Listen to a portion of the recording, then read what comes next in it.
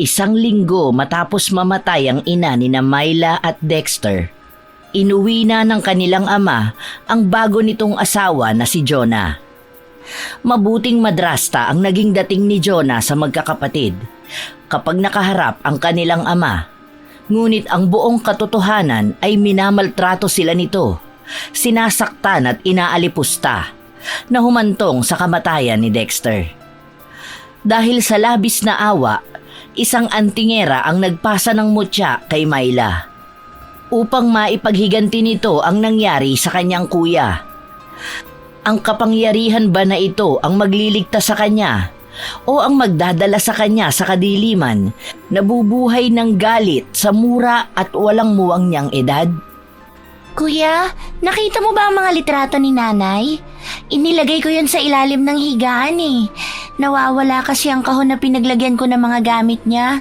Gusto ko lang sanang tingnan dahil miss na miss ko na si nanay. Wala, hindi ko naman napansin. Baka sa ibang lagayan mo na ilagay. Tingnan mo lang mabuti, baka nandyan lang yun. Hay, ano ba yan? Ang iingay niyong aga-aga pa. Ano bang pinagbubulungan niyo dyan? Nakapagsaing na ba kayo? Ang mga labahin natapos niyo na ba? Nagsisimula pa lang po kami, tiya. Oo nga po pala, nakita niyo po ba yung box na nasa ilalim ng higaan namin? Naroon po kasi yung mga gamit ng nanay namin. Oo, nandoon. Sinunog ko na. Ang daming kalat sa bahay na to.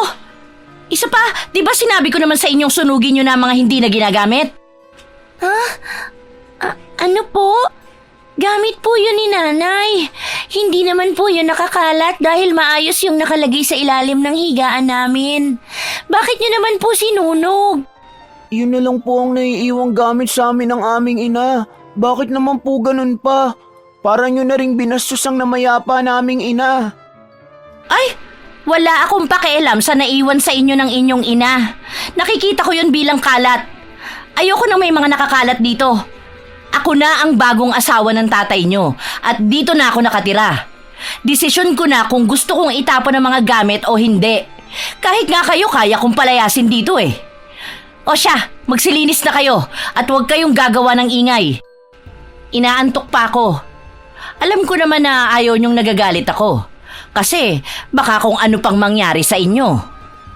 Pabalagbag na isinarado ni Jonah ang pinto ng kwarto. Ang dalawang bata naman ay agad na tumakbo palabas ng bahay. Sa bakuran nila, natanaw nila ang kahon na hinahanap nila.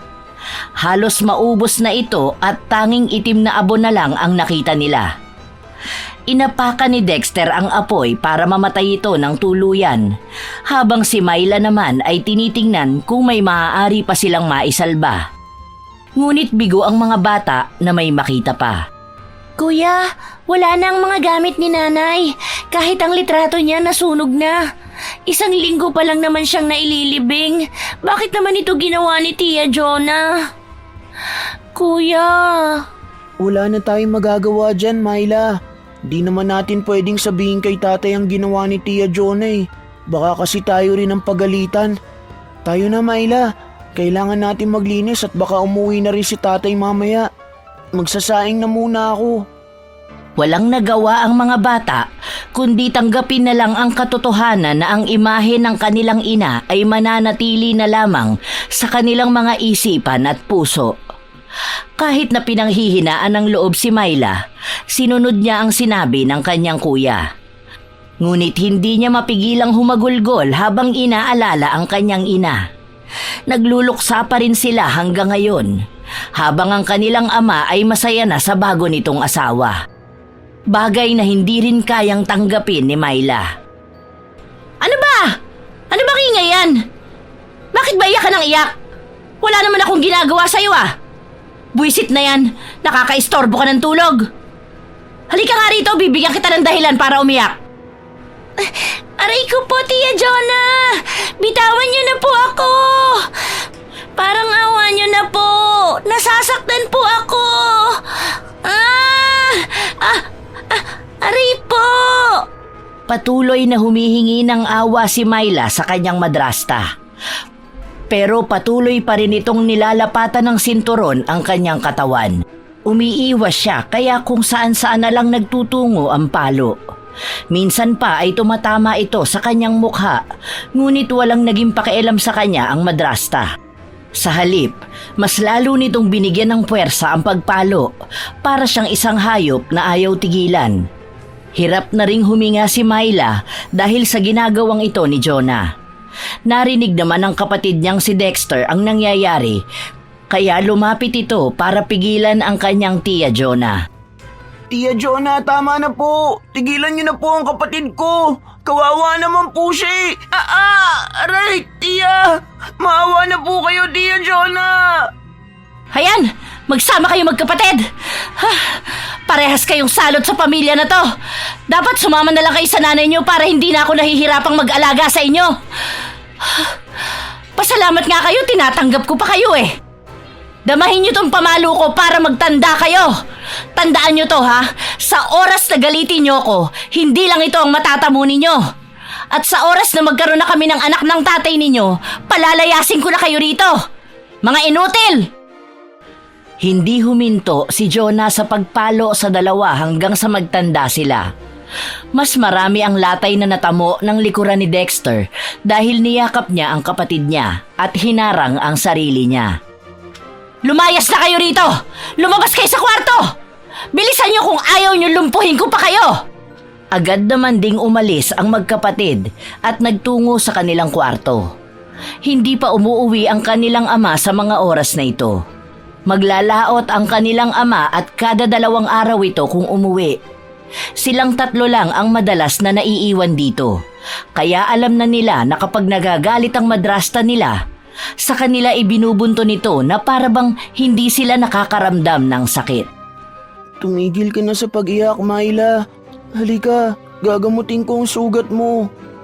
Kuya, umalis na tayo dito. Baka patayin pa tayo ni Tia Jonah. Isa naman tayo pupunta. Alam mo ang iba nating kamag-anak, marami silang mga anak. Yung iba nasa Maynila pa. Hindi naman tayo makakapunta ng Maynila eh. Hindi ba tayo pwedeng mabuhay na tayo lang dalawa, kuya? Mga bata pa tayo, Myla. Hindi kita kayang buhayin. Pero hayaan mo, pangako ko sa'yo na kapag lumaki na tayo, aalis na tayo rito. Hindi na nila tayo masasaktan pa. Kuya, sorry. Sorry kasi nasaktan ka pa dahil sa akin. Hindi ko naman sinasadya na masaktan ka. Ikaw pa ang maraming sugat kesa sa akin. Halika, gagamutin ko ang likod mo. Huwag na, kaya ko naman to eh. Sa susunod makinig ka na lang kay Tia Jonah. Kasi baka kung ano na naman ang gawin niya sa'yo. Masakit pa ba ang mga palo niya? Magsuot ka na lang ng mahabang damit para hindi mahalata ni tatay. Inasikaso ni Dexter ang kapatid niya. Matapos nitong maligo, ginamot niya ang mga naging sugat nito at pinagbihis ito ng mahabang damit na sapat para matakpan ang kanyang mga galos. Ganon din naman ang ginawa ni Dexter. Matapos nito, nagpatuloy na rin sila sa mga gawaing bahay. Nakapagluto na rin si Dexter hanggang sa dumating ang kanilang ama. Nandito na ako. May dala akong isda, paborito ng mga anak ko. Tatay! Kumusta ka na po? Bakit ang tagal mo naman umuwi po? Natagalan kami dahil ang hirap pumuli ng isda ngayon. Kaunti nga lang ang naging benta ko eh. Oh, nasaan ang Tia Jonah ninyo? At bakit balot na balot naman ang katawan nyo? May mga sakit ba kayo? Nasa loob po ng kwarto si Tia Jonah. Nakahanda na po pala ang pagkain natin, Tay. Gusto niyo po ba iluto ko na rin yung isda? Talbos lang po kasi ang nakahain. Wala naman po kaming sakit, Tay. Gusto lang namin ni Kuya ng ganito dahil nalalamigan kami sa panahon. Ay siya, tara na pala sa loob. Tawagin nyo na ang Tia Jonah ninyo. Ako na magluluto nito para makakain na tayo. Sinunod ng mga bata ang utos ng kanilang ama. Wala silang sinumbong na kahit ano rito. Kahit na sa mga araw na wala ang kanilang ama at doon sila minamaltrato ng kanilang madrasta. Tia Jonah, narito na po si tatay. Pinapatawag niya po kayo. Aligagang napatayo si Jonah at lumapit sa mga bata. Isinumbong niyo ba ang ginawa kong pambubugbog sa inyo? Hindi po, tiya. Mabuti naman. Kayo naman kasi hindi nakikinig sa akin. Kawawa tuloy kayo at nagalit ako sa inyo. Hali kayo, ipaghahanda ko na kayo ng pagkain. Gusto niyo ba ng ice cream? Bibilhan ko kayo mamaya. Nagkatinginan lamang ang magkapatid at lumakad na sila kasama ni Jonah na tila ba may mahikang dumapo para magbago ang ugali niya. Ganito ang pagpapanggap na ginagawa niya sa mga panahon na naroon ang ama ng mga bata. Nagiging isa siyang mabuti at ulirang madrasta. Narito ka na pala, aking asawa. Kumusta naman ang huli ninyo? Malaki bang naiuwi mong pera? Di nga gaano eh. Pangit ang panahon ngayon. Tapos karamihan pa sa mga kasabayan namin umuwi dahil walang gaano na huling isda. Saglit lang ako dito dahil bukas na maaga babiyahin na naman kami. Aalis ka na kaagad? Miss na miss pa naman kita. Hayaan mo, kapag sinwerte na ako at nakahuli ng malaking isda, magkakaroon na tayo ng pera para magtagal din ako rito. Gusto ko kayong makasama ng mga bata eh. Oo nga pala, kumusta ang mga bata? Hindi ba sila nagpapasaway dito? Medyo nagpapasaway. Pero naiintindihan ko naman na mga bata pa sila. Normal lang naman sa mga bata ang maging malikot. Parang itong si Myla kanina. Nakikipaglaro sa mga bata sa labas, umakyat ng puno, ayun nahulog. Mabuti na lang at hindi napasama ang bagsak niya. Pero may mga naging sugat siya. Nagamot ko naman na. Bakit hindi kayo nag-iingat mga anak ko? Mabuti na lang talaga at may naging katuwang na ako sa inyo. Paano na lang kung wala ang Tia Jonah ninyo? Baka kung ano na ang kapahamakang nangyari sa inyo. Hindi ko naman po sinasadya, tatay. Mag-iingat na lang po ako sa susunod. At saka, salamat po, Tia Jonah. Ay, hayaan mo na yun. Isa pa, tinanggap ko na ito bago pa kami nagsama ng tatay ninyo. Mababait naman kayong mga bata at kaya ko naman kayong alagaan. Oh, halina kayo rito at kakain na tayo. Umupo ka na dyan, Dexter, sa tabi ng kapatid mo. Ikaw rin, mahal. Oh, bakit ikaw pa ang nagluto niyan? Sana pinatawag mo na lang ako. Dapat nagpapahinga ka na eh. Umupo ka na rin. Paghahain ko na kayo. Sandali lang ha. Ang swerte ko talaga sa asawa kong ito. Nakita nyo mga anak? Ang swerte natin sa Tia Jonah ninyo. Hindi talaga ako nagkamali na mahalin ka. Siguro kung ibang babae yan, baka kung ano-ano na ang ginawa sa mga anak ko. Salamat asawa ko. Wala yun. Mahal ko kayo. Hindi na kumibo pa ang mga bata. Nakatingin lang sila sa Tia Jonah nila na bigla na lamang naging isang ulirang asawa at ina sa kanila. Na tila ba hindi niya maalala ang ginawa niyang pambubugbog sa mga bata kani-kanina lang. Maging ang kasalanan nitong sunugin ang gamit ng nanay ng mga ito. Magaling siyang magpanggap. At dahil sa takot din ng mga bata ay hindi na sila nagsabi sa kanilang tatay.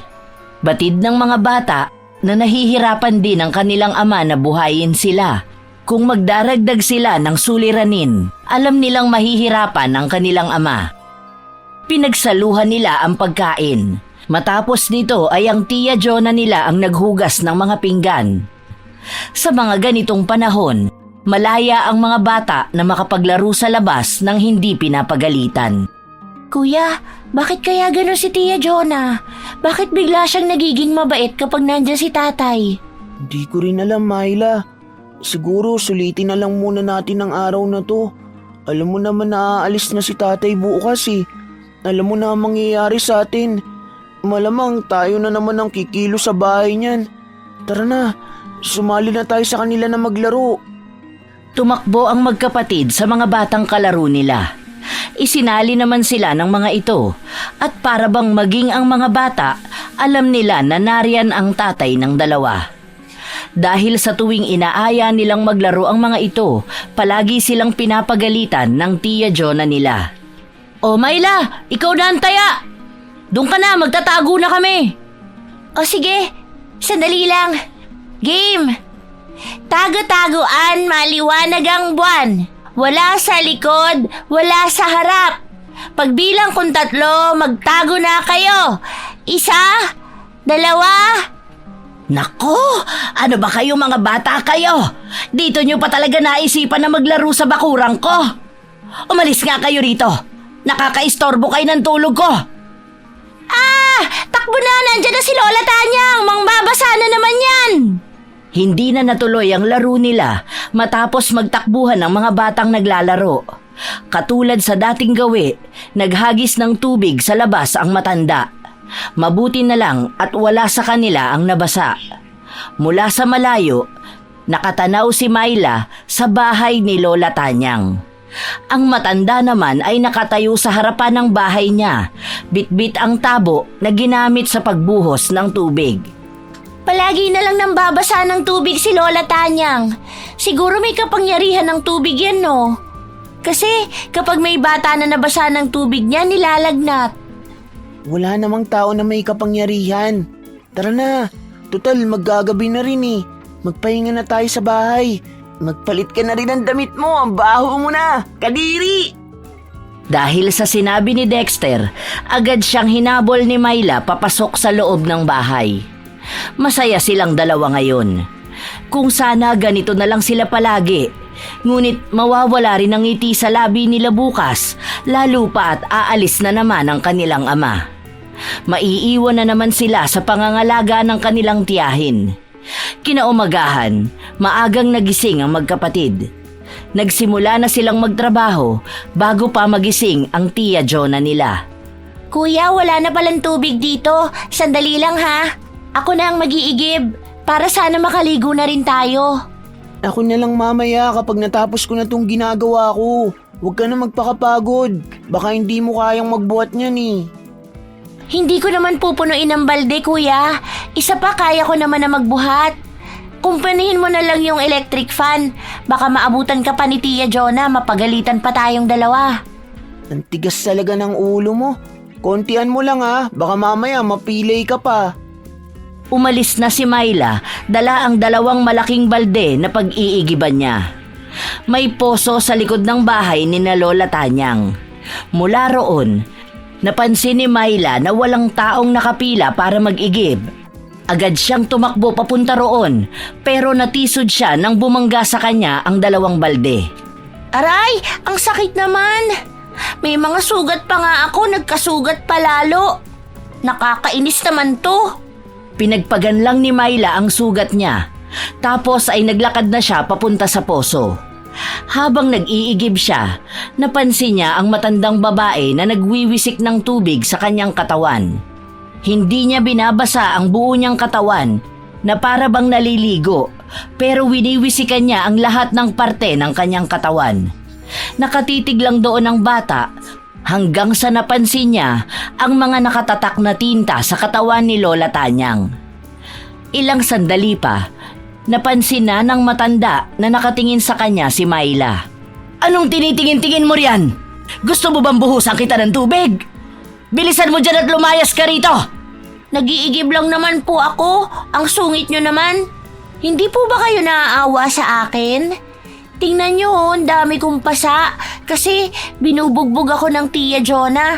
Tapos nadapa pa ako kanina. Hindi nagsalita ang matanda. Pumasok na lang ito sa loob ng kanyang bahay. Si Myla naman ay ipinagpatuloy ang ginagawa niyang pag-iigib. Paunti-unti niyang binubuhat ang malalaking balde para maiuwi sa bahay nila. 3 beses niyang ginawa ito hanggang sa nagising na ang Tia Jonah nila. Magandang umaga po, Tia Jonah. Walang maganda sa umaga ko kung kayo lang din naman ang makikita ko. May pagkain na ba dyan? Aalis ako mamaya. Nakahain na po ang pagkain kanina pa. Nakapag-igib na rin si Myla ng tubig na magagamit nyo panligo. Mabuti naman at alam nyo na ang gagawin. Tama yung ganyan, para hindi ko kayo nabubugbog. Akala ko kailangan ko pa ipaalala sa inyo araw-araw ang obligasyon ninyo.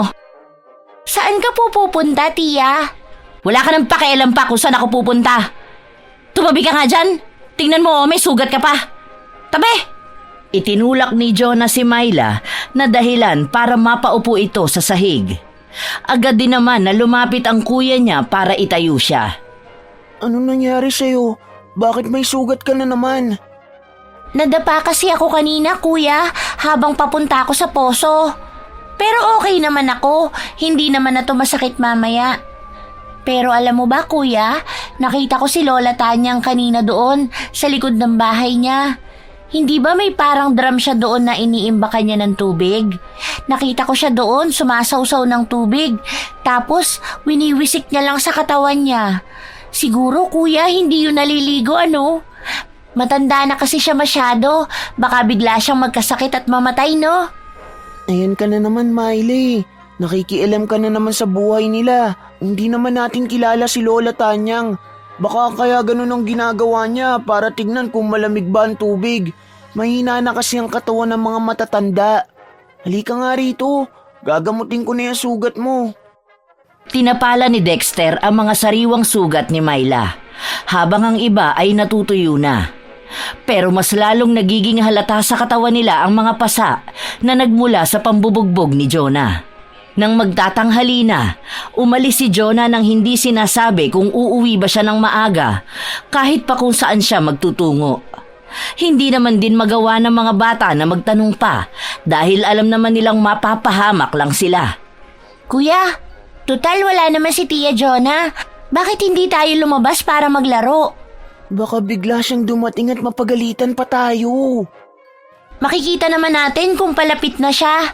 Eh di kapag napansin na natin siya, saka tayo tumakbo pa uwi, di ba? Sige na, kuya. Miss na miss ko na maglaro. Tara na, kuya. Hinila-hila ni Myla ang kuya niya para mapapayag ito. Sige na nga, ang kulit mo kasi. Pero dahan-dahan ka lang ha. Ang dami mong sugat sa katawan mo. Ayoko na madagdagan pa yan. Tara na nga. Masaya si Myla na tumakbo palabas ng bahay. Tamang-tama naman yon para maabutan ng mga kalaro nila na nagsisimula na ring magtakbuhan. Nakisali ang dalawang bata. Masaya silang ginagawa ito. Mas nararamdaman nila ang kamusmusan nila kapag nakakasama nila ang mga kaibigan nila.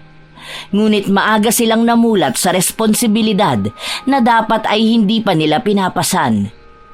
Habang naglalaro sila, inabot sila ng tanghalian at ang mga bata ay sinundo na ng mga magulang nila. Oh, mabuti at nakapaglaro kayo ngayon. Andyan ba ang tatay ninyo? Wala po.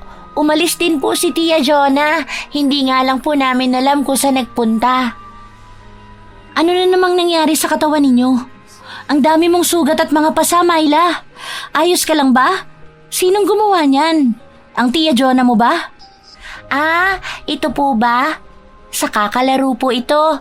Saka kanina tumatakbo ko kaya nadapa ako. Wala po to. O siya, sana nga hindi kayo sinasaktan ng babae na yun. Kawawa naman kayo. Ang babata nyo pa.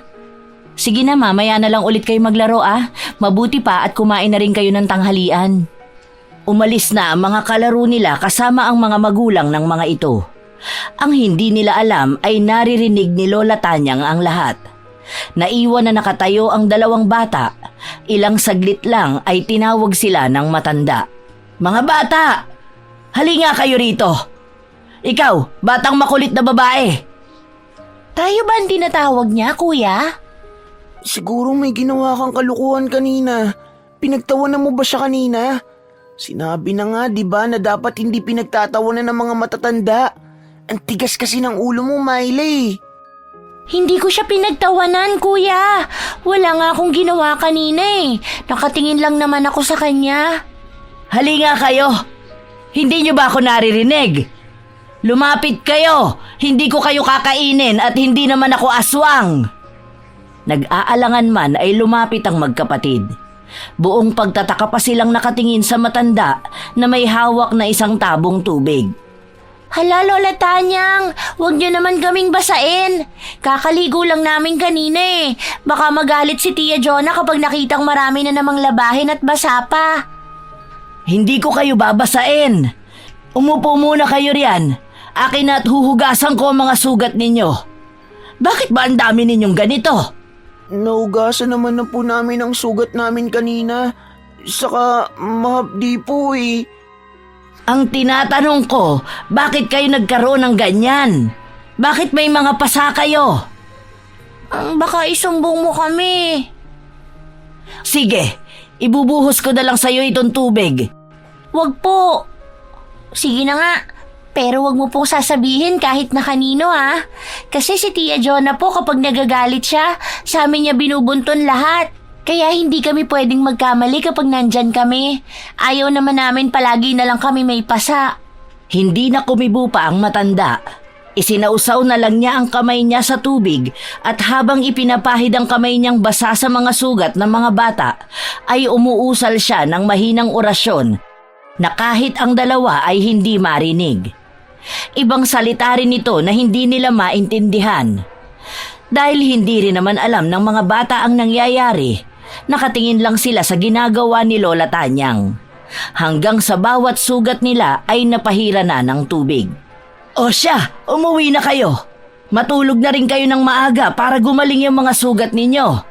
Sa susunod na saktang kayo ng Tia Jonah ninyo, mas maganda kung isumbong na ninyo sa tatay ninyo.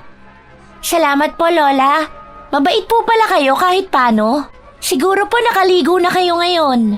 Myla, nagpapasaway ka na naman eh. Tayo na nga, umuwi na tayo sa bahay. Sige po, Lola Tanyang. Maraming salamat po. Bye-bye po. Tumakbo na ang magkapatid pauwi sa kanilang bahay. Nagtataka pa rin sila sa kung ano ba ang ginawa sa kanila ni Lola Tanyang. Hanggang sa umabot na ang gabi, hindi pa rin umuuwi si Jonah.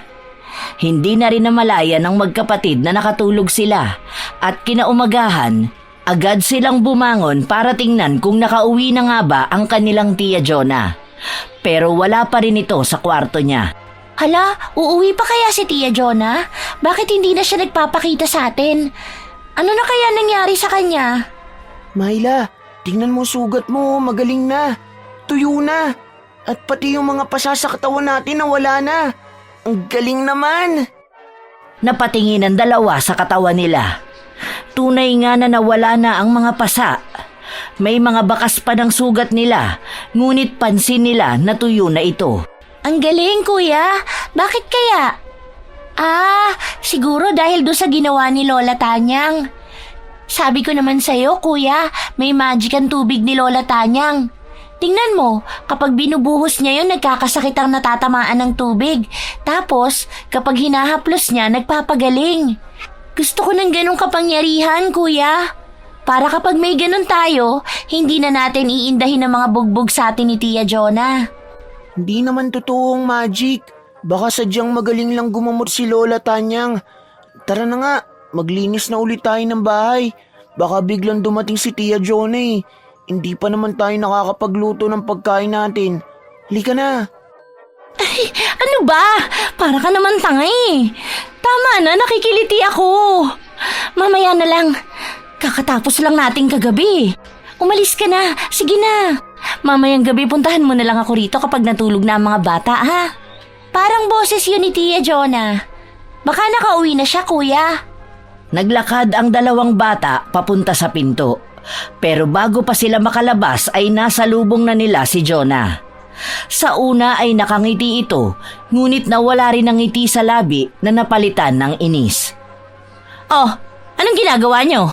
Kagigising nyo lang ba? Nakapagluto na ba kayo ng pagkain? Ano na mga nangyari sa labahin? Huwag nyo sabihin na wala kayo nagawa na kahit na ano. Isasampay na po namin ang mga nalaban kahapon. Pero wala pa pong pagkain. Anong oras na po kasi kami nakatulog kagabi kakahintay sa inyo? Aba, ang ganda-ganda ng umaga ko sisirain nyo lang magkapatid? Wala talaga kayong mga silbi. Sumasagot at nagpapaliwanag ka pa. Bakit kasi naghintay pa kayo sa akin? Mga tanga talaga kayo. Tama na po yan, Tia Jonah. Kawawa na po ang kuya ko. Huwag niyo na po siyang sipasipain. Parang awa niyo na po. Kung ayaw mong nahihirapan ng kuya mo, dalawa na lang kayo. Tutal, mga palamunin lang naman kayo rito. Simpleng bagay na nga lang ang gagawin nyo, hindi nyo pa magawa. Mga walang pakinabang sa buhay ko. Walang naging pakialam si Jonah kahit pa man may mga kapitbahay na nakakakita sa kanila. Isinarado na lang nito ang pinto habang binubugbog ang magkapatid. Wala siyang nararamdaman ni katiting na awa sa dalawa. Pakiramdam pa nga niya ay mas lalo pang gumagaan ang kalooban niya sa bawat pagmamakaawa at pag-iyak ng dalawa. Nang matapos na siya sa mga bata, pumasok na siya sa loob ng kwarto. Kuya! Kuya, isumbong na natin si Tia Jonah. Natatakot na ako eh. Baka sa susunod mapatay na niya tayo, kuya. Huwag ka na umiyak. Tara na. Magtrabaho na tayo para hindi na tayo mabugbog pa. Ang sakit. Kuya, anong nangyayari sa'yo? Sumusuka ka ng dugo, kuya. Wala ito. Baka nabigla lang ako. Ayos lang ako. Halika na. Magluto ka na muna. Ako na mag-iigib ng tubig. Huwag na, kuya. Dito ka na lang muna. Baka kung ano pa mangyari sa'yo eh. Ako na ulit ang mag-iigib ng tubig. Ikaw na ang magluto dito. Kuya, huwag mo kong iiwan ha. Kapag nawala ka, wala na akong kakampi, kuya. Hindi napigilan ng magkapatid na maging emosyonal. Kahit na may iniindang sakit si Dexter, hindi niya ito ipinapahalata sa kapatid niya. Dahil alam niya na mag-aalala ito. Lumipas ang buong araw na natili ang magkapatid sa loob ng kwarto hanggang sa sumapit na ang gabi. Pero hindi pa rin naaalis sa pakiramdam ni Dexter na para bang may nakabara sa dibdib niya. Sumasakit ito kada humihinga siya. Kuya, sigurado ka bang ayos ka lang? Hindi ka ba nahihirapan huminga? Magpunta na kaya tayo sa doktor, kuya. Ayos lang ako. Baka kailangan ko lang itulog to. Hayaan mo bukas malakas na ulit ako. Magpahinga na tayo. Sige, kuya. Magpahinga ka na muna at kukuha lang ako ng tubig para mamaya may maiinom ka. Sandali lang, ha? Lumabas si Myla para magpunta sa kusina. Pero habang naglalakad siya ay narinig niya ang boses ni Jonah at ng isang lalaki sa loob ng kwarto. Masaya at humahalinghing pa si Jonah. Sino yun? May kasama ba si Tia Jonah sa kwarto? Umuwi na ba si tatay? Ang alam ko bukas pa siya uuwi ah. Itinulak ni Myla ang pinto at sinilip nito ang tao sa loob. Laking gulat niya nang mapagtanto na may ibang kalaguyo ang Tia Jonah niya. Masaya sila sa loob ng kwarto na naglalaro ng apoy. Sa gulat ng bata, hindi niya sinasadya na maitulak ang pinto at matumba siya sa loob. Ikinagulat ito ng dalawa. Anong ginagawa mo rito? Hindi bang sabi ko sa inyo huwag kayong lalabas hanggat hindi ko sinasabi? Ang tanga-tanga mo talaga umintindi, no? Halika rito! Halika! Mukhang kulang sa'yo ang pambubugbog ko eh. Binitbit ni Jonah si Myla gamit ang buhok nito. Parang hihiwalay ang anit ni Myla dahil sa sakit na nararamdaman. Kinaladkad niya rin ang bata at pinagsasampal. Sinipa-sipa niya ito na para bang gusto na niyang patayin. Aray! Aray, Tia Jonah! Masakit po! Tigilan niyo na po ako! Masakit na po! Sorry po, hindi ko naman po sinasadya eh! Aray ko po! Kuya! Kuya! Ngayon tatawagin mo pa ang kuya mo? Gusto mong gawin ko kayong baldadong dalawa? Tatanga-tanga ka kasi! Hindi ka nakikinig sa mga sinasabi ko sa'yo! Patayin na lang kaya kita kaysa magkaroon pa ako ng problema! Myla! Tia Jonah, tigilan nyo na yan! Bitawan nyo ang kapatid ko! Huwag mo siya saktan ng ganyan! Tama na! Ayan! Magsama na lang kayo! Papatayin ko na lang kayong dalawa para sumunod na kayo sa nanay nyo! Kung saan-saan pinagsisipa ni Jonah ang magkapatid. Walang humpay niya itong ginagawa kahit pa man nakakakilabot na ang sigaw nila sa sobrang sakit. Inuntog pa niya ang ulo ni Myla sa semento habang inaawat ito ni Dexter.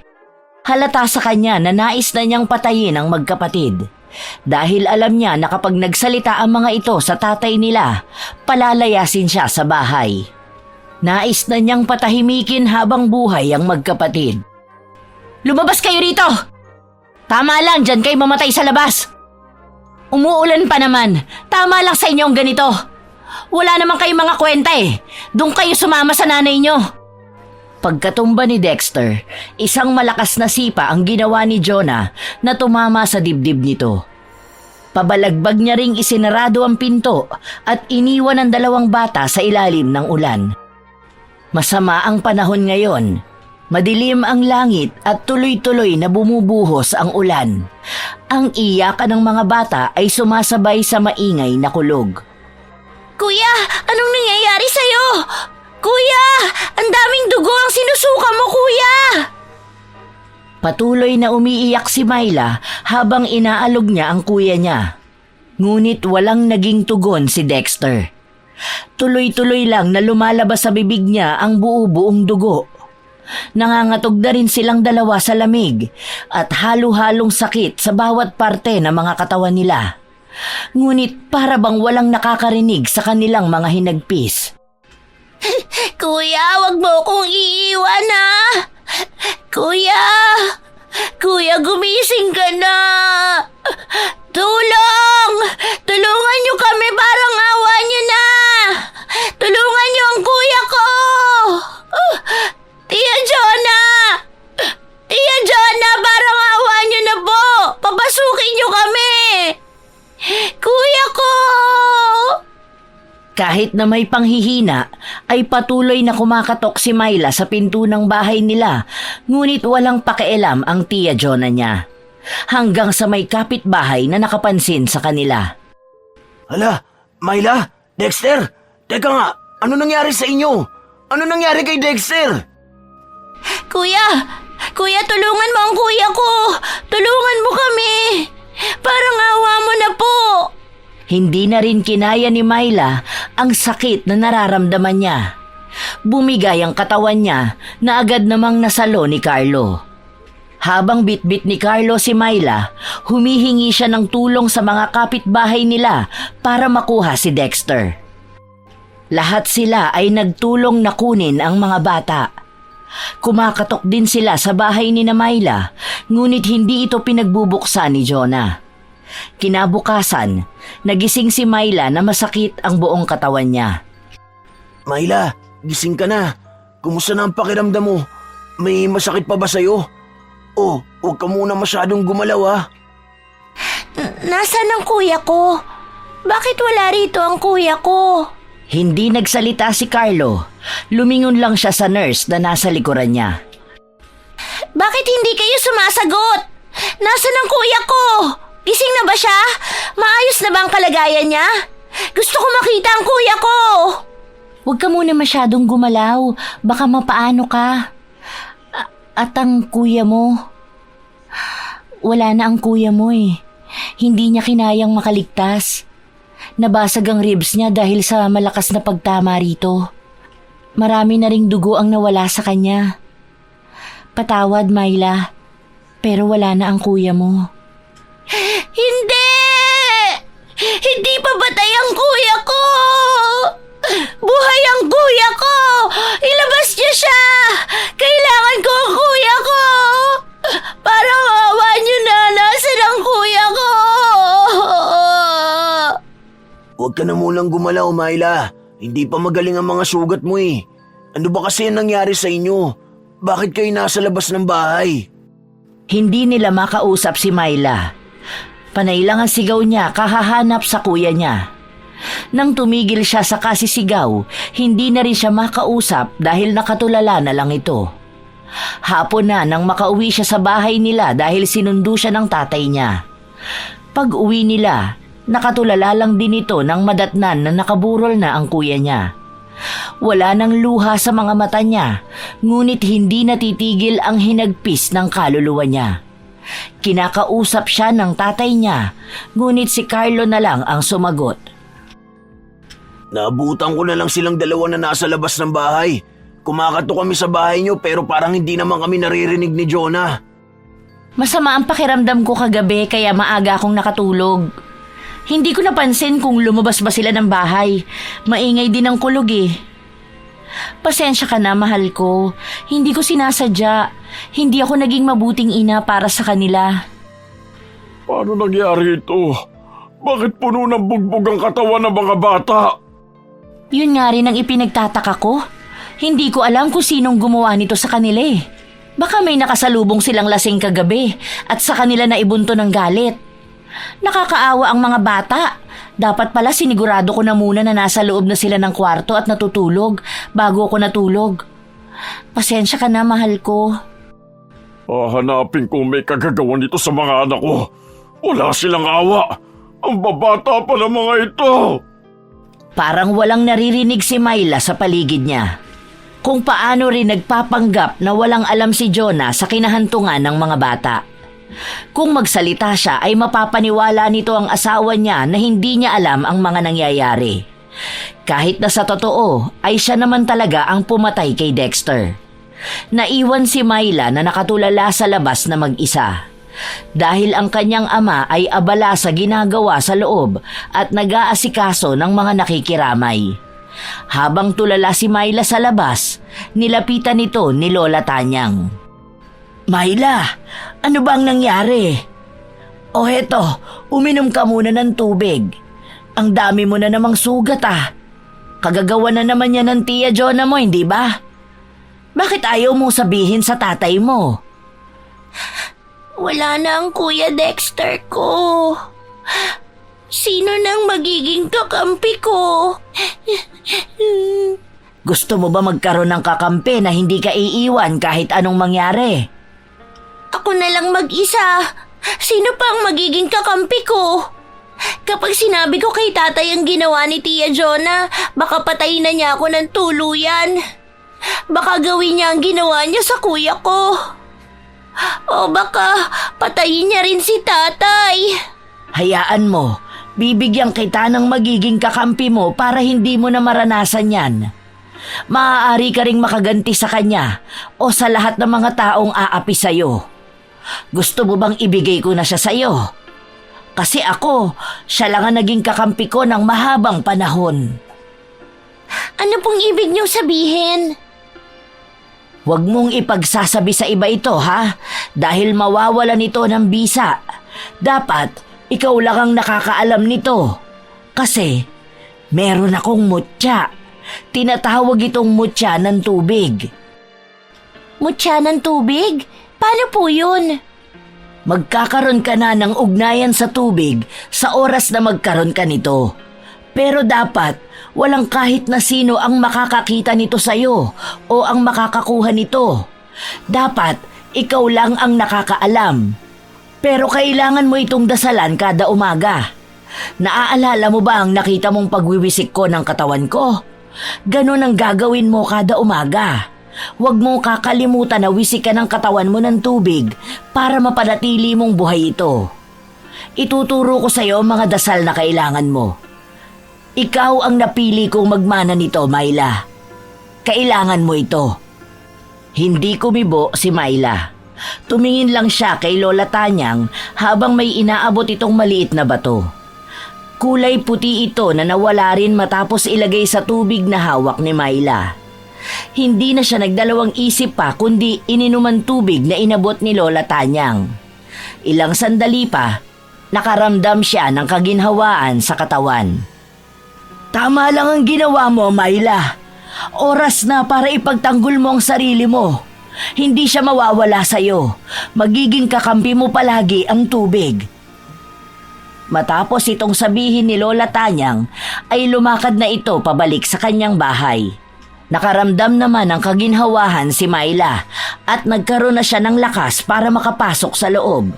Sa pagkakataon na ito, nagawa na rin niyang silipin ang kuya niya. Huwag kang mag-alala, kuya. Hindi na ako mag-isa. May kakampi na ako na ipaghihiganti ang nangyari sa'yo. Mararanasan niya rin ang paghihirap na naranasan natin. Ipaghihiganti kita, kuya. Naging tahimik lang si Myla. Hanggang sa nailibing ang kapatid niya, walang nakakaalam ng totoong nangyari sa kanila. Napapansin niya rin si Jonah na pinagbabantaan siya. Ngunit ngayon, pakiramdam ni Myla ay hindi na siya matatakot pang muli. Habang nasa hapagkainan silang tatlo, nagsalita ang tatay niya. Alam niyo ba, Kahapon lang namatay na si Lola Tanyang. Nakita ang katawan niya sa bahay nila. Matanda na rin naman siya masyado. Saka wala rin naman siyang pakinabang na sa paligid. Palagi lang naman siyang nagagalit. Ang nakakapagtaka, ang sabi 2 linggo na siyang patay. Ang sabi sa punerarya, wala na siyang dugo kaya nakakapagtaka yun. Nung nakaraan lang nakita ko siyang naglalakad sa labas eh. Kaya paano mangyayari yun? Baka naman may pagkasademonyo ang matandang yun. Ang balita nga may mutya ang matandang yun. Kaya nga tumagal ang buhay niya. Hanggat hindi pa raw naisasali ng mutya, hindi pa siya mamamatay. Pero kanino naman kaya niya isinali ng mutya? Nakakatakot din minsan eh. Hayaan mo na lang siya. Kumain na tayo. Aalis ka pa mamaya, hindi ba? Aalis ka po, Tay? Oo anak, pasensya ka na, hindi ko magawang magtagal dito. Kasi mawawalan tayo ng kabuhayan. Ano makakain natin kung hindi ako magtatrabaho? Hayaan mo, narito naman ang Tia Jonah mo. Naibiling ko naman na huwag kang hayaan na lumabas. Ikaw na lang ang meron ako. Ayoko mapahama ka pa. Oo nga naman, Myla. Huwag kang matakot. Nandito ako para alagaan ka. Hindi ko nahahayaan pa na mapahamak ka. Ayokong humantong ang buhay mo katulad sa kuya mo. Tayong 2 na lang ang magkasama rito. Kung yan po ang desisyon ninyo. Para bang naging malamig na ang pakikitungo ni Myla sa lahat. Hindi na siya ang batang Myla na palaging natatakot. Marahil, ito ang isa sa mga epekto ng mutya na pamana sa kanya ni Lola Tanyang. Naaalala pa niya ang mga dasal na kailangan niyang usalin kapag nais niyang kumonekta sa mutya ng tubig. Kahit wala na ang kuya niya, ramdam niyang may kakampi siya sa lahat. O ayan, umalis na ang tatay mo. Mabuti na lang at hindi ka nagsumbong sa kanya. Bakit? Naisip mo ba na hindi ka naman niya papakinggan? Alam mo, sa totoo lang, kasalanan niyo naman talaga ng kuya mo kung bakit kayo nagkaganon. Ay, sandali. Mas may kasalanan ka pala dun. Kung hindi ka lang sana lumabas at pumasok sa kwarto ko, hindi sana mamamatay ang kuya mo. Di sana hanggang ngayon kasama mo pa siya. Wala kang iniiyak-iyak dyan. Sa susunod, alamin mo na ang ginagawa mo, ha? O siya, maglinis ka na ng bahay. May mga nakatambak na hugasin sa kusina. Magpunta ka na ron.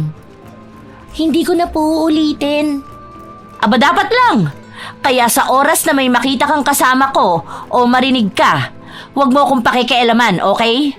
Wala kang karapatan. Pwera na lang kung gusto mong sumunod sa nanay at sa kapatid mo. Pag-isipan mong mabuti ang mga ginagawa mo, ha? Umandar ang oras na mag-isa na lang si Myla na naglilinis ng bahay.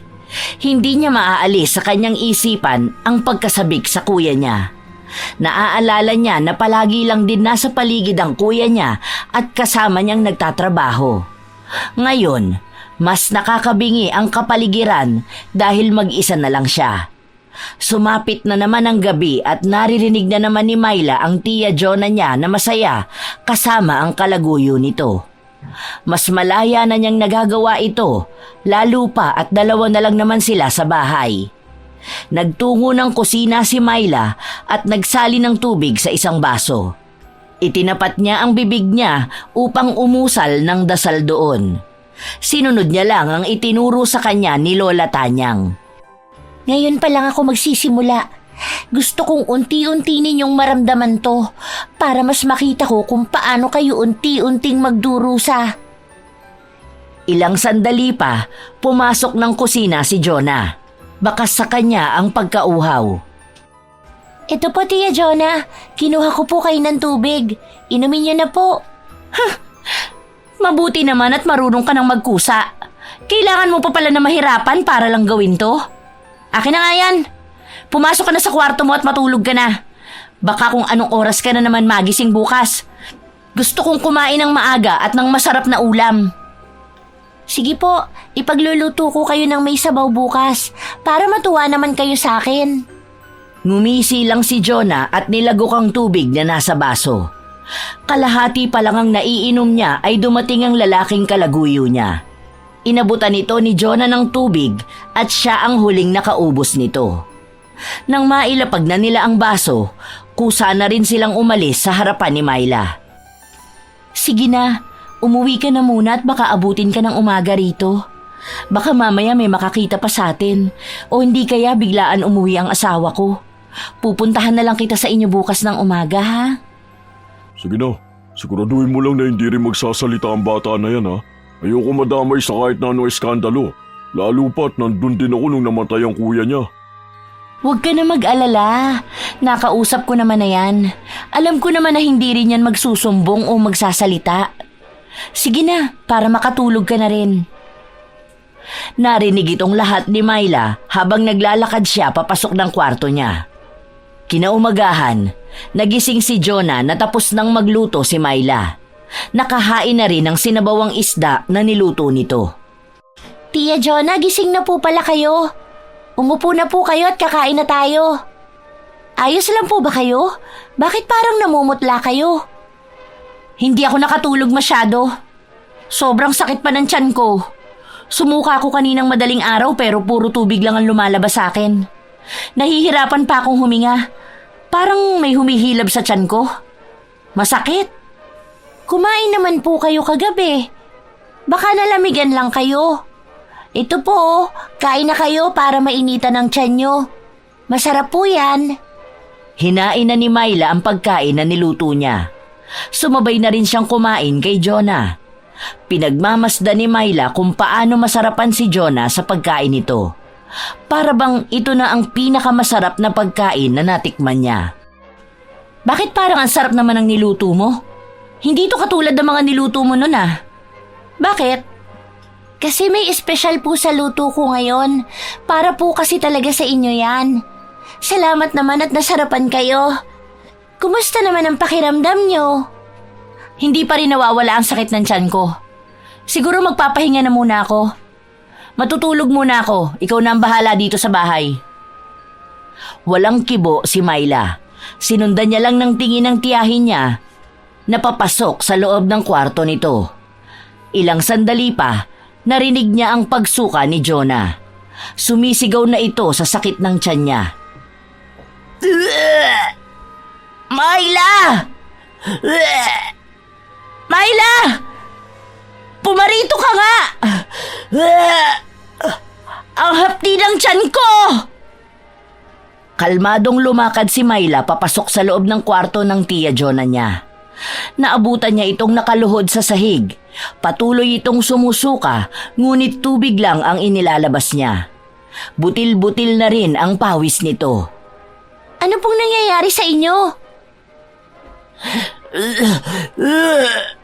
Humingi ka ng tulong. Pakiramdam ko mamamatay na ako. Sobrang sakit ng tiyan ko. Parang may kumakain ng laman loob ko. Gusto kong isuka lahat, pero puro tubig lang ang lumalabas. Bilisan mo! Sandali lang po. Tulong! Tulungan niyo po kami! Lumabas si Myla at humingi ng tulong. May mga kapitbahay naman na nakarinig sa kanya. Inakay nila si Jonah papunta sa malapit na pagamutan. Ngunit maraming tao kaya hindi ito kaagad naharap ng doktor. Naghintay pa sila ng ilang oras habang si Jonah ay patuloy pa rin na sumusuka. Ilang sandali pa, sinugod na doon ang isang lalaki. Namumukhaan ito ni Myla. Siya ang kalaguyo ng tiya Jonah niya. Dok, ano po bang nangyari sa akin? Parehas kayo ng sintomas na nararamdaman ng lalaking ito. Pero pinagtataka namin, bakit wala man lang makitang kahit ano sa mga test na ginawa sa inyo? Ano ba ang huli ninyong nakain? Kailan pa nga ba ninyo ito naramdaman? Kagabi pa ako ganito, pag uwi ko ng bahay. Parang pinagpapawisan ng buong katawan ko. Tapos hindi na ako tumitigil sa pagsuka. Pero puro tubig lang naman. Nakakaramdam din ako ng hapde kapag tumatama sa balat ko ang tubig. Ganon din ang sakin. Wala naman ako natatandaan na kinain ko kagabi. Bukod sa niluto nito ni Myla. Hay ano, siya ang kasabay kong kumain kagabi. Wala naman po ako nilagay sa kinain nyo. Sana ganyan din ang nararamdaman ko. Parang sa inyong dalawa lang ito nangyayari. Magkasama ba kayo kagabi? Hindi nakapagsalita ang dalawa. Nagkatinginan lang sila. Maging si Myla ay hindi na umimik. Hinayaan na niya ang dalawa na sa kanila mismo manggaling ang pagkabuko sa mga kahalayan nila. Upang hindi na humaba pa ang usapan na maglalaglag sa kanilang dalawa, nagpasya na lang silang umuwi. Nanatili sa loob ng kwarto si Jonah habang hawak ang tiyan niyang humihilab. Parang may mga natutunaw na lamang loob niya. At tanging likido lang ang lumalabas sa suka niya. Isa pang pagkakataon ay muling sumuka ito. Ngunit napansin niyang kulay berde na ang inilalabas niya. Malansa, mabaho at malagkit. Myla, abutan mo ko ng tubig. Ano ba tong nangyayari sa akin? Nakakadiri na ang nilalabas kong suka. Sandali lang po, Tia Jonah. Eto na po. May orasyon pang ginawa si Myla sa iinuming tubig ni Jonah. Sa paglapat ng labi niya sa tubig, para itong nakakapaso sa init, kaya agad niya itong nabitawan. Muli na namang sumuka si Jonah. Tuloy-tuloy na lumalabas ang tubig sa bibig niya.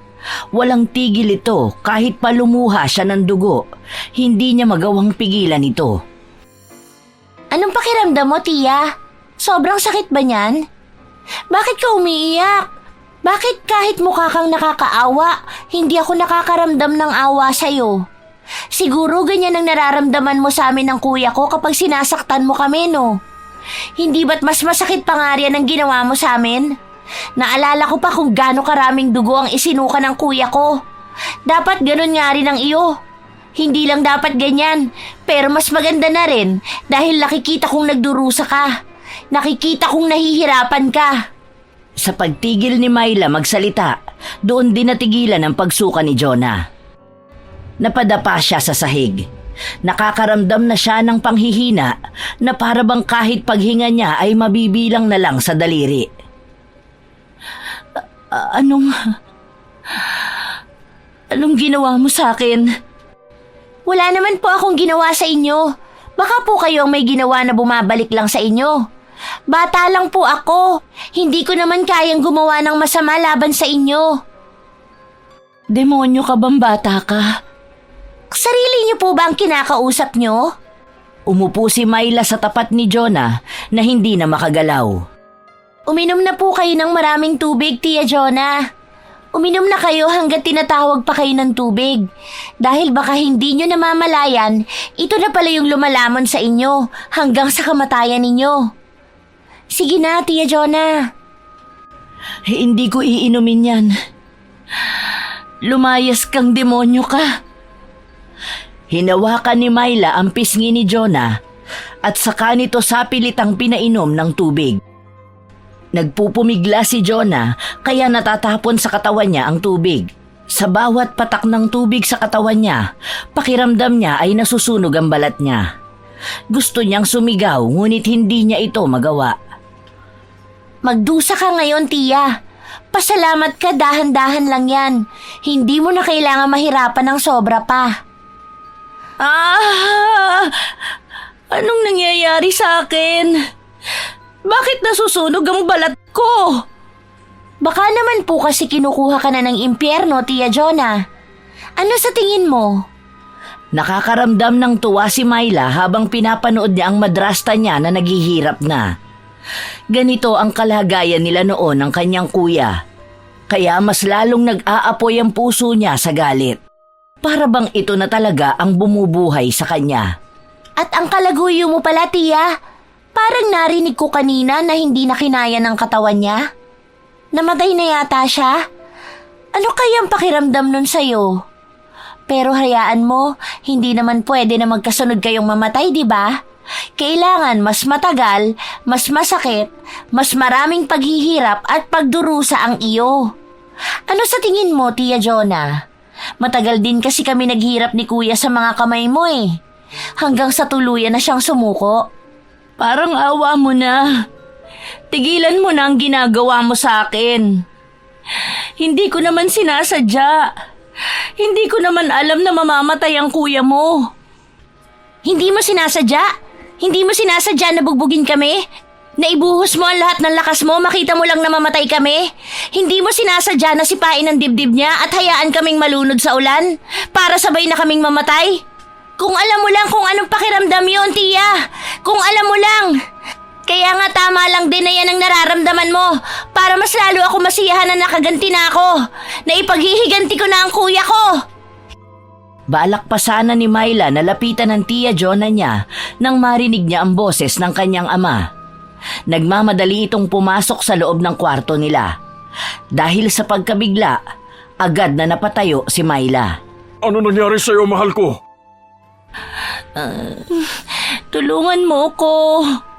Pakiramdam ko'y mamamatay na ako. Papatayin ako ng anak mo. Isa siyang demonyo. Ano bang sinasabi mo? Binuhat si Jonah ng asawa niya at inihiga sa kama. Kahit na nahihirapan ito, nagawa niya pa rin na ituro si Myla. Sunod-sunod naman ang naging pag-iling ng bata. Hindi niya alam kung tama nga bang tumayo lang siya o dapat na rin niyang tuluyang patayin ang kanyang madrasta. Dahil alam niya, sa oras na sabihin ni Jonah sa tatay niya ang totoo, malalagot lang si Myla. Hindi niya rin sigurado kung handa nga ba ang kanyang ama na paniwalaan siya. Demonyo ang anak mo. Alam mo bang siya ang gumawa sa akin ito? Ang sabi pa niya, pinatay na niya si Tolome. Tulungan mo ko. Ilayo mo ko sa demonyo na yan. Parang awa mo na asawa ko. Gusto na niya akong patayin. Ayaw niya sa akin. Ano ibig sabihin nito, Myla? Bakit ganito sinasabi ng Tia Jonah mo? Ano bang ginawa mo sa kanya? Bakit pati ang balat niya ay parang nasusunog? Hindi ako ang may kasalanan nito, Tay. Siya ang may kasalanan ng mga nangyayari sa kanya. Ibinabalik ko lang kung ano ang ginawa niya sa amin ni Kuya. May sa demonyo yung anak mo, mahal ko. Alam mo bang pinapainom niya sa akin ng tubig? Na dahilan, kaya ako nang hihina ngayon. Pakiramdam ko, dinadasalan niya ako para ganito ang mangyari sa akin. Nasusunog na ang balat ko at pakiramdam ko maging ang mga laman loob ko. Parang may halimaw na kumakain sa loob ng tiyan ko. Lahat ito, kagagawa ng bata na yan. Kasalanan niya itong lahat. Ito ba ang igaganti niya sa akin? Matapos kong alagaan sila ng kapatid niya. Ang mahalin ko kayo na para tayong isang buo at masayang pamilya. Mag-usap tayo, Myla. Itigil mo na itong ginagawa mo sa Tia Jonah mo. Hindi ka man lang ba naaawa sa kalagayan niya? Inaalagaan niya ako at kayo ng kuya mo. Hindi niya kasalanan na namatay ang kuya mo. Kaya kung ano man ang ginagawa mo sa kanya, tigilan mo na ito. Parang awa mo na, anak ko. Hindi ko kaya makitang nagkakaganito ang Tia Jonah mo. Maawa po? Gusto niyong maawa ako sa babae na dahilan kaya kami nagdusa ni Kuya? Gusto niyong pakinggan ko ang pakiusap niya? Bakit? Noon bang binubugbog at minamaltrato niya kami ni Kuya? Nakinig ba siya sa pakiusap namin? Di ba hindi? Hinayaan niyang mamatay si Kuya. Pinatay niya ang kuya ko. Totoo ba ang sinasabi ng anak ko? Ikaw ang pumatay kay Dexter?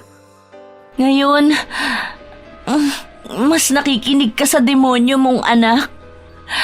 Nakikita mo ba ang paghihirap na dinanas ko sa kanya? Wala akong ginawa sa kanya dahil minahal ko sila ng kuya niya. Kaya hindi mo maaaring tanungin at pagdudahan ang mga sakripisyo ko sa pamilyang ito.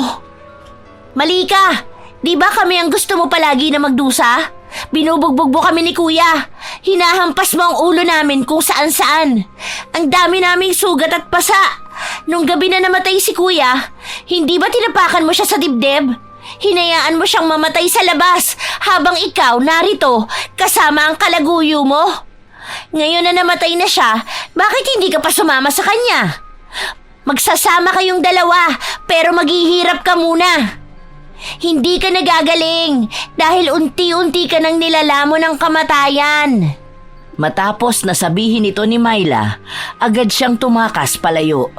Hindi siya kaagad na sundan ng kanyang ama dahil napigilan ito ni Jonah. Hindi na alam ni Myla kung saan siya tutungo. Kasabay ng luha niya ang pagbuhos ng malakas na ulan.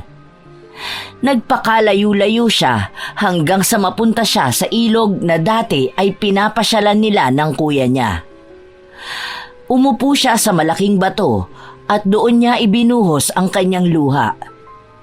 Hindi tumitila ang ulan, na tila ba sinasabayan ang hinagpis na nararamdaman ni Myla. Mukhang tunay nga si Lola Tanyang. Tanging ang tubig lang ang kayang damayan siya sa kahit anong gawin niya. Tubig lang ang makakaintindi sa nararamdaman niya. Katulad na lang ngayon, tubig lang ang yumayakap sa malungkot niyang puso. Bakit ba pati si tatay hindi ako pinapaniwalaan? Ang gusto ko lang naman makitang naghihirap si Tia Jonah. Gusto kong pagbayaran niya ang ginawa niya sa kuya ko. Hindi makatarungan ang pagpatay niya rito, ang pagsunog niya sa gamit ng nanay namin. May mali ba sa akin? May mali ba sa kagustuhan ko? Wala na akong ibang tao na malalapitan. Emosyonal si Myla habang binabanggit ang mga salita na ito. Lumalakas ang hangin at para bang dito siya nakakakuha ng yakap na gusto niya. Ilang sandali pa, dumungaw siya sa ilog. Sinubukan niyang tanungin kung may pagkakataon ba na makausap niya ang kuya niya. At kasabay ang paglitaw ng mukha ng kuya niya sa tubig. Kuya! Kuya, bakit mo naman ako iniwan? Ngayon mag-isa na lang ako lumalaban. Mag-isa na lang akong gumaganti sa kanila. Sana nandito ka para may karamay ako. Myla, anong ginawa mo? Binigyan ko lang naman siya ng leksyon. Ginawa ko lang ang sinabi sa akin ni Lola Tanyang. Kakampi ko ang tubig sa lahat, kaya alam kong kaya ko silang gantihan sa pamamagitan ng tubig. Mali ba ang ginagawa ko, kuya? Wala akong kakampi. Wala ka naman dito. Wala na rin si nanay. Kahit si tatay, si Tia Jonah ang pinapakinggan niya. Alam ko na mahirap ang kalagayan mong wala ako. Nawala kami ni nanay. Pero alam kong hindi naman paghiganti talaga ang gusto mong gawin. Hindi yan ang Myla na nakasama ko. Hindi yan ang Mylang kapatid ko. Tinanggap mo ang kapangyarihan galing sa tubig. Pero huwag mong hayaan na kasamaan ang mga ibabaw dyan. Huwag mong hayaang pangunahan ka ng galit para makalimutan mo ang pakikipaglaban ng patas. Pero hindi siya naging patas sa'yo. Gusto kong mamatay na siya. Gusto kong kahantungan niya ang nangyari sa'yo, kuya. Matatahimik ka ba kapag ginawa mo yun? Tingin mo ba masisiyahan ka kapag namatay na siya sa paghihirap? Oo, kuya. Alam ko masisiyahan ako at matatahimik ako. Kaya gagawin ko yon. Parurusahan ko siya. Hahayaan ko siyang maramdaman ang sakit na yon. Kapatid ko, hindi ako nawala sa tabi mo para maging ganyan ka. Wala na ako para gumabay sa'yo. Ngunit isipin mo na para akong tubig na kakampi mo. Kung saan tuloy-tuloy na aagos ang buhay. Hindi porket binato ang ilog, titigil ito sa pag-agos para gumanti. Hayaan mong malaman ng isang tao ang pagkakamali niya sa pamamagitan ng kabutihan mo. Hindi lahat ng paghihiganti ay magbibigay ng kapayapaan sa puso mo. Bagkus, gamitin mo ang kakayahan mo para makaligtas ka ng iba. Hindi lang galit ang dapat bumuhay sa kakayahan na nakuha mo. Hayaan mong ikaw din ang maging kalakasan nila. Kumalma ang kalangitan dahil sa sinabing ito ni Dexter. Nawala ang ulan kasabay ang luha ni Myla. Muli siyang dumungaw sa ilog, ngunit hindi na niya nakita ang kuya niya roon. Madilim na ang langit, kaya nagpasya siyang dito na lang muna manatili. Hindi pa siya handa na umuwi sa kanila dahil pakiramdam niya ay may magagawa siyang masama sa madrasta niya. Gusto niyang pahupain ang sama ng loob at isiping mabuti ang sinabi sa kanya ng kanyang kapatid. Nakatulog si Myla na umiiyak at nagising siya sa haplos na naramdaman niya sa kanyang pisngi. Minulat niya ang kanyang mga mata at bumungad sa kanya ang mukha ng kanyang ina na may matamis na ngiti. Nanay! Narito ka? Anong ginagawa mo rito? Nanay, huwag niyo na akong iwan ni Kuya. Hindi napigilan ni Myla na yakapin ng mahigpit ang kanyang ina. Ayaw na niyang bumitaw pa rito. Nay, alam mo bang pinaparusahan ko na si Tia Jonah? Dahil sa kanya kaya namatay si Kuya Dexter. Namatay na nga ang kalaguyo niya eh. At alam kong susunod na sa kanya si Tia Jonah. Magsasama na sila sa impyerno. Anak, makinig kang mabuti sa akin. Natatandaan mo pa ba mga sinabi ko sa'yo noon? Patungkol sa mga taong gumagawa ng masama sa'yo? Na palagi mong bigyan ng pagkakataon ng puso mo na magpatawad. Hayaan mong sila ang gumawa ng sarili nilang kapalaran. Huwag mong ilalagay sa kamay mo ang hustisya. Masyado ka pang bata, anak ko. Huwag mong dungisan ang inosente mong puso dahil lang sa kakayahan na nakuha mo. Tama naman ang kuya mo. Subukan mong maging gabay ng iba at huwag ang katapusan nila. Palagi mong tatandaan na ang pagkakamali at kasalanan ay palaging may katapat na kaparusahan. Matatamo rin nila ang para sa kanila. Huwag mong hahayaan na ikaw ang gumawa nun. Mahal ka namin ng kuya mo at palagi ka naming ginagabayan. Gusto kong lumaki kang maayos na hindi emosyon ang pinapairal at hindi nagpapalamon sa galit. Kung ano man ang kakayahan na nakuha mo, itulong mo ito sa mga nangangailangan. Nanay, sorry po. Hindi ko po napigilan ang sarili ko. Ang alam ko lang, wala na akong iba pang maramdaman kundi ang galit. Huwag kang mag-alala, anak ko. Ang galit na nararamdaman mo at ang mga damdaming inihahayag mo ay mahalaga. Tao ka, may damdamin ka. Mararamdaman mo talaga yan. Ang huwag mo lang hahayaan ay ang matalo ka ng emosyon mo at makagawa ng masama sa kapwa mo. Maraming salamat, Nanay. Miss na miss ko na kayo ni Kuya. Mahal na mahal ko po kayo. Mahal na mahal ka rin namin ang kuya mo. Sige na anak ko, gawin mo na ang tama. Humalik sa noo ni Myla ang kanyang ina at doon ay tuluyan na siyang nagising. Yakap-yakap niya ang kanyang sarili. Tila ba nabuhayan ang kanyang dibdib dahil sa sinabi ng kanyang ina sa kanyang panaginip.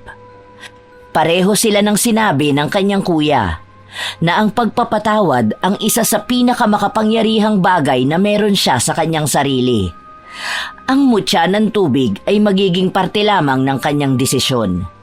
Kaya dapat ay gamitin niya ito sa tama. Nagmamadaling tumakbo si Myla pabalik sa kanilang bahay.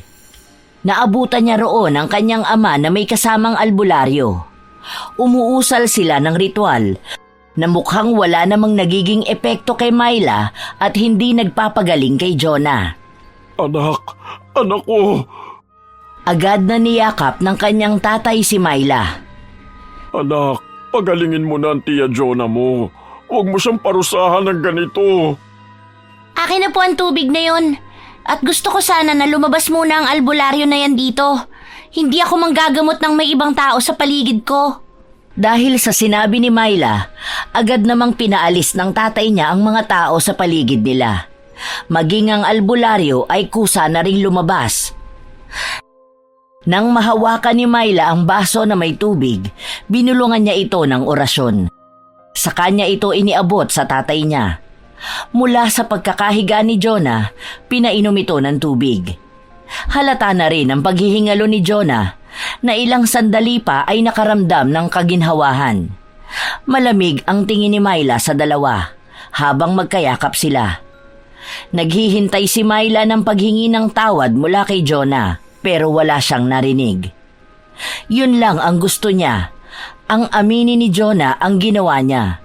Pero para bang wala siyang naging pakialam, sa halip ay nagpakita pa ito ng galit. Demonyo! Demonyo yung batang yan! Dapat sa kanya pinapatay! Nakita mo ba? Munti ka na akong mamatay dahil sa kanya. Anong gagawin mo, mahal ko? Patayin mo na yung demonyo na yan bago ba niya gawin sa'yo ang ginawa niya sa akin. Tumigil ka na, Jonah. Hindi demonyo ang anak ko. Nakakagawa siya ng mali, hindi dahil makasalanan siya, kundi may kasalanan ka naman talaga. Nakiusap ako sa kanya na pagalingin ka niya para pagbayaran mo ang ginawa mo sa mga anak ko. Alam ko na ang totoong ginagawa mo sa mga anak ko kapag wala ako. Kaya oras na siguro para pagbayaran mo mga yon. Ipapakulong kita at sisiguruhin ko magbabayad ka sa mga ginawa mo. Ano? Mas naniniwala ka pa sa anak mong demonyo kaysa sa akin na asawa mo? Sige, siya ang piliin mo. Tingnan natin kung makaya mong mabuhay na wala ako. Lalayas na ako rito. Bahala kayong dalawa, mga demonyo! Itinulak ni Jonah ang tatay ni Myla at saka ito tumayo para makatakas palayo. Pero sa pagbukas niya ng pinto, doon na sumalubong sa kanya ang mga pulis. Teka, ano to? Bakit niyo ako hinuhuli? Wala akong ginagawa sa inyo ah! Mga buwisit kayo! Dapat ang batang yan ang hulihin ninyo dahil isa siyang demonyo! Nagpupumiglas pa si Jonah para lang hindi siya mahuli, pero nagawa pa rin siyang damputin ng mga pulis. Ikaw ang nagpahuli sa kanya, Tay? Bakit mo yun ginawa? Ang akala ko ba hindi mo kaya mabuhay nang wala siya? Mali anak, mas hindi ko kayang mabuhay na wala ka. Nawala na ang Kuya Dexter mo at hindi ko gugustuhin na pati ikaw. Pinaimbestigahan ko na ang Tia Jonah mo nung namatay ang kuya mo. Dahil may mga kapitbahay ang tumistigo sa ginagawang pambubugbog niya sa inyo. Nalaman ko rin sa dati niyang karelasyon na kaya sila naghiwalay ay dahil sa pagpatay ni Jonah sa nanay niya. Matagal na nilang hinahanap si Jonah, kaya ngayon sila ang tumulong sa akin. Kung alam mo na po, bakit hindi mo pa ginusto na tapusin ko na ang buhay niya para mapagbayaran niya rin ang mga ginawa niya? Tama lang ang ginawa mong pagalingin siya. Dahil kahit patayin mo siya, hindi mo makukuha ang pagsisisi sa kanya. Hayaan mo siyang malaman ito sa sarili niya. Habang buhay siyang makukulong. Ang ibig sabihin ay habang buhay sa kanya ipapaalala ang mga pagkakamali niya. Walang mas hihigit pa sa pagsisisi na wala ng kapatawaran. Yun ang ayoko maramdaman mo. Mahal kita anak. Hindi ko gustong magpatalo ka sa kasamaan dahil lang sa galit mo. Salamat po, Tatay. Hindi na napigilan ni Myla ang maiyak at yakapin ng mahigpit ang tatay niya. Ngayon lang siya nakaramdam ng kaginhawahan dahil ang pakiramdam niya ay mag-isa na lang siya simula nang namatay ang kanyang kuya. Mali pala siya dahil kahit anong mangyari, naroon ang kanyang ama sa tabi niya at kahit na kailan ay hindi siya nito hahayaan na mapunta sa masama. Sa araw din na yon, nagpasya ang tatay ni Myla na umalis na sila sa baryo na yon at lumipat ng bahay. Ayaw na nilang maalala pa ang masasakit na pangyayari sa lugar na yon. Gusto rin ng tatay ni Myla na ilayo siya sa mga tao na nakakaalam ng totoong kakayahan niya. Dahil panigurado ay kakalat na ang bali-balita na may kapangyarihan si Myla na maaaring makatulong o makasama sa isang tao. Itinago ng tatay ni Myla ang kaalaman na ang mutya ng tubig na pamana ni Lola Tanyang ay hawak ng kanyang anak. Magsisimula sila ng bagong buhay sa bagong lugar habang ipinagpapatuloy ni Myla ang pagkabisado sa kapangyarihan na mayroon siya. Ang alam lang nila ngayon ay nakulong na si Jonah sa mga kasalanang nagawa niya. Wala nang maaaring makasakit kay Myla at sa kanyang ama. At alam nilang ginagabayan sila ng mga namayapa nilang mahal sa buhay.